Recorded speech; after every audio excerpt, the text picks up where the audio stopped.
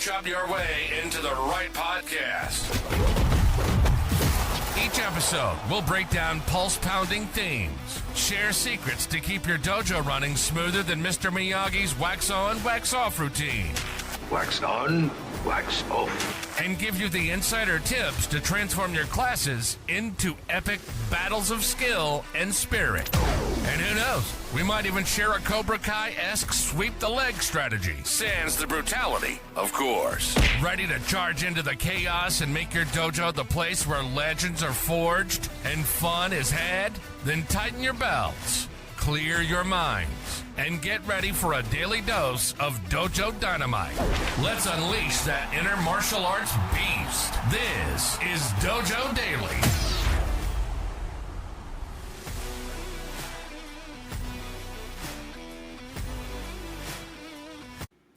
Hey. Welcome, martial arts school owners, instructors, and martial arts enthusiasts of all kind. You're tuned in to the first episode of Dojo Daily. And I'm your host, Tony Giannini with DojoHero.com. And man, do we have some fun ones for you today. We're going to be talking about themes. We're going to talk about drills for your classes. But the theme is like what you would run through an entire class. And then all of the drills that go along with. I'm going to start throwing some ideas at you. Hopefully some of them will resonate with you. And you can start to add them into your classes. So before we get started, our first theme is, let me give you that drum roll, photography in motion. It's called photography in motion. I ran this last month in my classes, and it was the coolest thing because I didn't really have to change anything as far as like the class is concerned. So you can run your normal old everyday class. If you don't want to use any of the drills that I give you, say, Tony, they suck, I'm not using them. That's cool, that's fine. Do your thing. But the theme, the cool thing about this is the themes you can really just navigate through your own curriculum and just start to put these on your schedules. So the kids aren't really sure exactly what it's going to be. They just know that today is photography in action or photography in motion, whatever you want to name it. I like photography in motion. And then whenever they come in, then you'll know what to do here in a second as we start to go through. And I give you some ideas on exactly how that works. So, drum roll! I'm going to get in trouble with these things. All right, guys. So before we start imagining like awkward family photo shoots with karate gis, relax.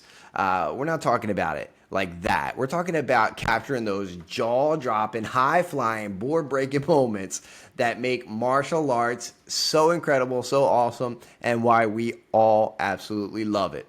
And yes, these snaps are going to be epic for your social media. If you're using LobbyCast, real quick plug, if you're not a DojoHero.com member, go check it out because we have a product in there called LobbyCast, and it's perfect for what we're doing here with these snapshots. We run them on the TV. We take some of the best shots. So whenever the kids come in or the adults come in, they've got all of the shots that we took running on the TVs. I've got two huge 75-inch screens on my main floor, and we just run them just every couple seconds they change.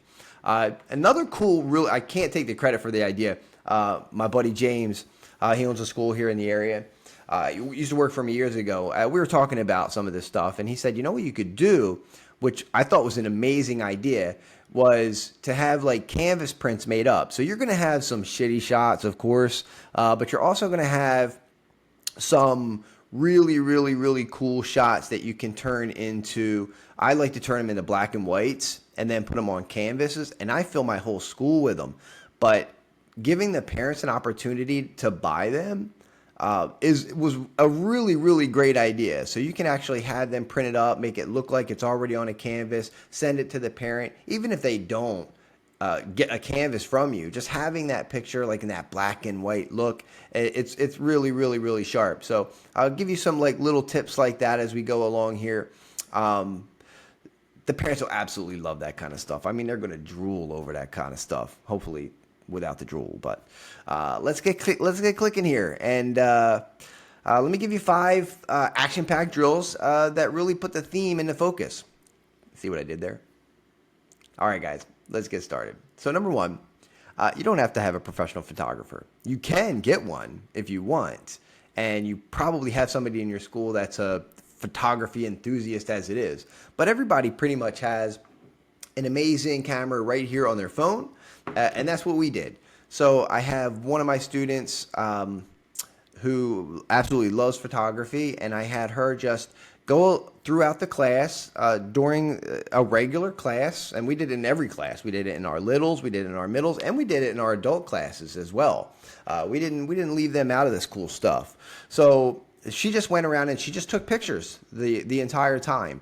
And I mean, we got, oh God, I mean, it was probably about 100 or so photos, and we got some really, really cool ones that we're going to be turning into some black and whites because I had a bunch of space on my wall that I wanted to fill with new material, new pictures that, that we've done throughout the years. I've been doing that for a long time, so it's kind of like a little black and white chronological timeline of my school and students from the past, the current, and whenever people come in, that's the first thing that they start looking at. They're amazed by it.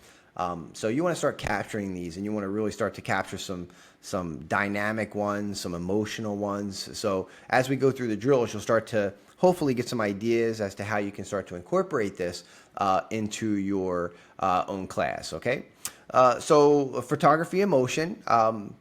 Picture this: your students mid-kick, mid-punch, in the middle of the air, basically doing things that make them look like Bruce Lee butterflies, I guess you could say. And here's how we're going to make it happen. So the first one is what we call action pose kata. So if you don't do katas or you don't do forms, you don't have to do this. You can, of course, incorporate something else into this, but just take the same idea and just kind of run with that. So we call it action pose. It's kind of like freeze tag, but a little bit cooler. And no one's left out, standing there looking like a tree. So this one's about students holding the poses from their katas or their forms just long enough for a picture-perfect moment. Strike a pose, Vogue, martial arts style, you know what I'm saying? So we would just go through a few of the forms, and even if we weren't taking pictures, we'll a lot of times have them hold a position, refine the position, fix their stances, fix their hand positions, fix their chambers. You know how it is. If you run forms, you know what I'm talking about. So the mere fact that you've got somebody taking pictures, they're immediately going to start having better focus when it comes to how they're performing those forms, okay? They're going to have much better focus when it comes to how they're performing those forms because they're going to want to look good on photo. And you're going to make sure that you let them know, hey, all of this is getting photos. So you don't want to be lazy with straight legs and just dangling arms. You got to be really, really strong here. So basically what you're going to do is just pick a kata, pick a form from your curriculum, just go through it, have the students perform it, and then hold a couple of key poses for maybe 2 or 3 seconds. Think like karate statues, but less Taurusy. So have them hold a really sharp, like if they got a double knife hand strike, and hold that position, fine tune it. The photographer's going around and they're capturing those really, really good shots, and then just do that through like a couple of different forms, and have them just really focus on holding it. That's one thing I see with forms a lot of times is they get into a position, they get into a move, and then they start to move around a little bit. They start to lose focus. They start looking around. This is going to help to kind of curb that a little bit, and it's going to give you some really, really great shots. So review it, giggle at some of the good, the bad, the utterly ninja-like photos, so it gives you a great opportunity to take those photos, show them to the kids, and point out the things that were really, really strong, or say, okay, well, you can kind of see how this stance wasn't quite the way it should be. Like once they see a photograph or a video of their performances, a lot of times it gives them a better idea as to how they can perform that a little bit better. So that first one, basically just pick a kata, go through it, pick some really cool moves. Even if it's a kata they haven't done but has some really cool moves, you can just take those moves out of it and just have everybody like maybe just do it towards the front or to the side, and then hold the position, and then let the photographer get a bunch of really cool photos with that. Number 2 is what we call dynamic sparring freeze. So the second drill in our visual extravaganza is called dynamic sparring freeze. So imagine sparring like a game of musical statues. Students are going to just kind of go light. We call it promise sparring. They're not really going to be going full out. Just nice and light taps. And at the sound of a whistle, or if you have music playing, I like to pause the music so they have to freeze in that position. And I do that with a lot of different things. But with the sparring, it's kind of cool. So whenever you see somebody, they're really doing something strong and you freeze it, they've got to hold that position. And then once they hold that position, then you can start to get some really great shots, action shots of them sparring with each other. It's a little bit more live. It's a little bit more real. It's not just, disco poses. Keep it martial artsy. The pictures, you're going to get a ton that you're just going to throw away. But it's those handfuls that somebody throws a roundhouse kick and they're just like stopping it right at the side of their head, and you capture that photo. That is amazing. I'm going to tell you a quick story. I have a student, came from another school. He was a transfer student, and he was kind of missing the old place or whatever. And I don't know how welcome he was, but a little bit lazy, I guess you could kind of say. And never really tried real hard. And right after this class, it completely converted him. I mean, I thought for sure, like, this kid is not going to last more than a couple of months and he's going to be out. And I got a great shot. Well, I didn't. The girl that I had taking the pictures got a great shot of him doing a jumping roundhouse kick. And we were just using heavy bags. And he did a beautiful jumping roundhouse kick.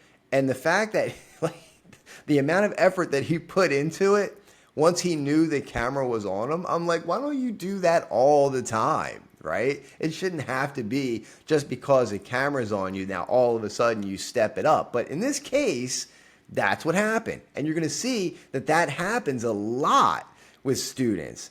And once I showed him the picture, it was after class, before he even left, his entire demeanor changed. And he was like on fire since then. I mean, he's had his days, of course, but he was on fire since then. And I truly believe that one class changed the trajectory of where that kid was going, which was probably sitting at home playing video games and not doing much and quitting karate, right? We've all been there. We've all seen it. And that one thing, that one class, this one theme changed that for him. So try to get those snapshots in mid-action freezing, or some like really intense shots. When kids are sparring, they make some kids don't make any facial expressions at all, but some of them are really intense. Get those close-up of those face shots. Somebody's in that fighting position and they've got that eye of the tiger kind of look on their face. Like, get those shots. Like, those shots are priceless. They're absolutely priceless, okay? So that's like a sparring, like freeze tag type style of getting those photos. So just pair the students up. Nothing crazy. Light sparring. Save the WWE moves for later. And then either blow a whistle or stop the music and then have everybody freeze. While they're in those frozen positions, have your photographer snap the shots and then just have them go again and just keep repeating and just keep on doing that for, we did it for maybe 20 minutes, I guess we could say, a little sparring action there. And then we put together some of the best shots, and we showcased them off, showed everybody off, and they absolutely loved it. And everybody loves having, well, not every, I guess I shouldn't say everybody loves having their picture taken, because not everybody does. But in this case, the students really enjoyed it, and it really stepped up their game. You'd be surprised. So try this one out. I'm telling you. Try this photography in motion in your class. Even if you don't do anything that I'm giving you ideas as far as drills are concerned, just grab your phone. Even if it's just you don't even have to have anybody. You can be walking around snapping photos, and you'll be amazed. Okay. Next is what we call photo frenzy. Is like the most popular one. That's why I call it the photo frenzy. Is the breaking, because the kids. I mean, that's one of the highlights of our classes, our belt tests, even if we're not using real boards. I mean, sometimes we'll use x-ray sheets or we'll use rebreakable boards, but they always love that class. What we call breaking brilliance. So you can name this different, or you can just take what I have here and just repurpose it and reuse it. Call it the same thing if you want to. And it's all about capturing those dramatic board breaking moments, right? Right as they're hitting it, right as it's snapping, right as they're about to make contact, after they've made contact and the thing's in half. It's like the climax of every martial arts movie, but with a safer, more compliant boards, right? So get those shots of the students mid smash.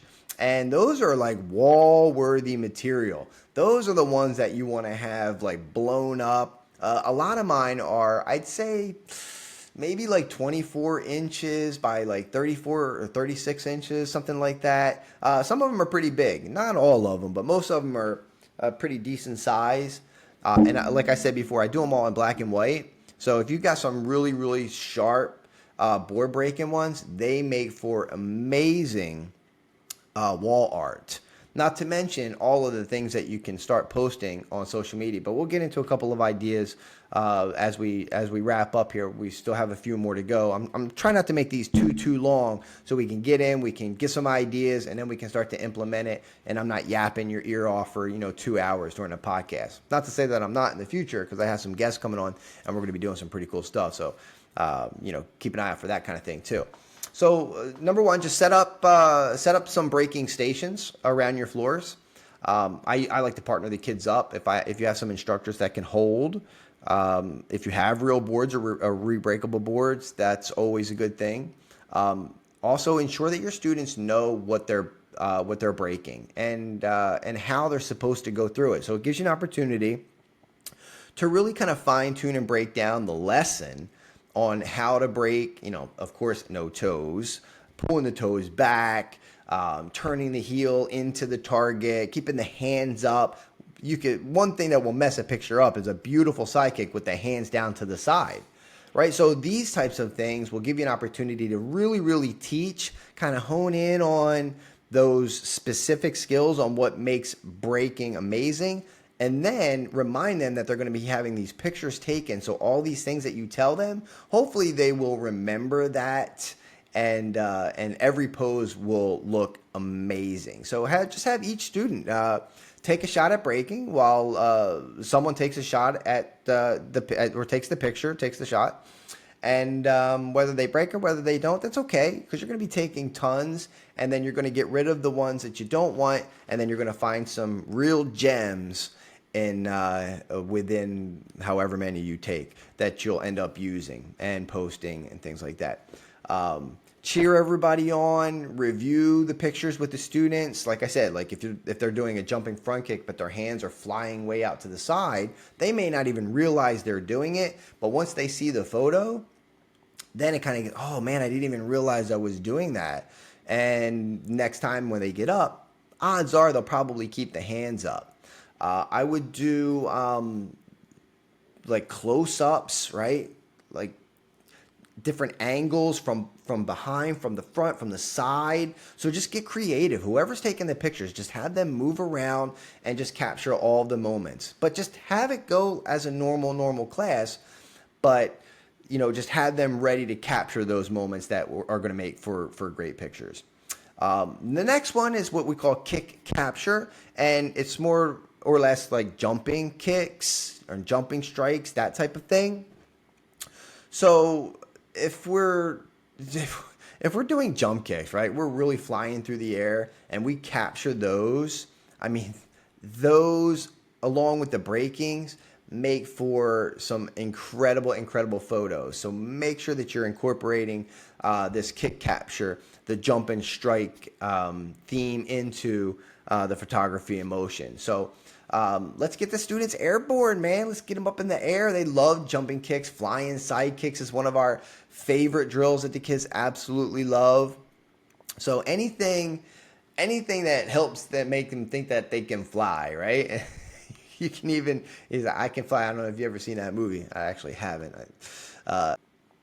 and then just have those pictures, have that guy or that girl ready to take those shots right at the moment of impact, right at the moment of that peak height on whatever kick it is that you're doing. So jump kicks, advanced kicking, we call it Crazy Kick Wednesdays. If you've got a theme like that, you could break out the camera, will be perfect for a day like that. And then the last one, we're going to wrap this up, make this about 20, 30 minutes or so. I think is a good time frame for these themes. And then I'll give you like 5 drills for each one to start, letting the gears start to roll a little bit. So the next one is ninja relays. And for the last drill, this drill is going to combine teamwork with some really high energy fun. And think about like an obstacle course meets martial arts relay races. It gives you a ton of opportunities to catch the students in motion, which just goes along with our entire theme. So the instructions for this one is you just want to set up a fun obstacle course. You can include hurdles, agility ladders, targets that they can run or jump over or walk across, army crawl underneath different things. So you can get I love obstacle courses. So you can get really creative with obstacle courses. You can do one big one, or you can do them in lines like relays. And then just, if you're going to do the relays, I would just divide the class into teams. And then each team runs straight down and completes their particular course, which is basically a straight and then back. But the photographer is catching them at the different stations, at the different positions of the course, whether they're on their belly, whether they're balancing on a bag, whether they're climbing on something, or whether they're doing a hurdle right in the middle of that hurdle, getting the leg coming up. So these are some really, really cool action shots of the kids in motion. And then you could do the fastest team wins, and everybody gets to enjoy the resulting action-packed photos that, of course, we're going to review after we're done. And you'd be amazed at how the kids just absolutely love seeing themselves. I got rid of my mirrors, to be honest with you, because I got so tired of running class and watching the kids just like looking at themselves in the mirror the whole time. I make jokes about it. But I find it more of a distraction. So I ended up getting rid of my mirrors. But the kids love looking at themselves in pictures and things like that. So especially when they look really, really sharp and you just capture that moment in time that if they have a physical memory of it, right? You send it over to the parents or you post it on social media, and then their parents start to share it on their social media, and of course have everybody tag you and anything that they might be posting. And that will give you so much content that you can start to post in your Instagram, your TikTok, your Facebook, your YouTube, or well, probably not YouTube because that's videos, but you could put a video collage of all of these snapshots or just a series of snapshots. Like if you took each one of these drills and made a video collage, then you could put something like that on YouTube. You could put that on Facebook as a video. You could do short little 60-second shorts for Instagram or Reels or for TikTok, 15, 20-second little clips that you've taken from the class that you've got all these pictures for. Remember, social media, everybody's on it. Everybody's on it. So take advantage of it. And sometimes we run out of content or we run out of ideas. On what to post, but you do one class like this, and I guarantee you that you will have more content than you'll know what to do with. And the parents are going to want these. They're going to save them. They're going to download them. And if you want to do the canvases, the canvas prints, they're pretty cheap. I would just Google cheap canvas prints and upload the photo. And it doesn't really take long. It takes a couple of days, and it's super cheap. So that's something that you might want to consider. So if you do happen to take some shots, I would love to see them. So if you post them somewhere, make sure you tag Dojo Hero in it so I can see it. I would love to see what you guys are doing with some of these. I've got a ton of themes for you guys. So I'm going to try to do this on the daily and get something out for you every single day, just to give you an idea of some other things that you can start doing in your classes, because we all get stale and we all need ideas, and that's what Dojo Hero has been for over 10 years, is kind of like an idea database that you can take one drill and start to change into a whole series of drills. So if you're not a Dojo Hero member, go check that out. So I just want to take a second, thank you guys for hanging out with me on Dojo Daily. Don't forget to subscribe, shoot me over a message, comment, laugh at me if you want to. Spread the word, let other martial arts lovers out there know. Keep kicking, guys, keep punching, and keep those cameras clicking. So until the next time, I'm Tony with DojoHero.com and Dojo Daily. Keep on chopping. We'll see you in the next one.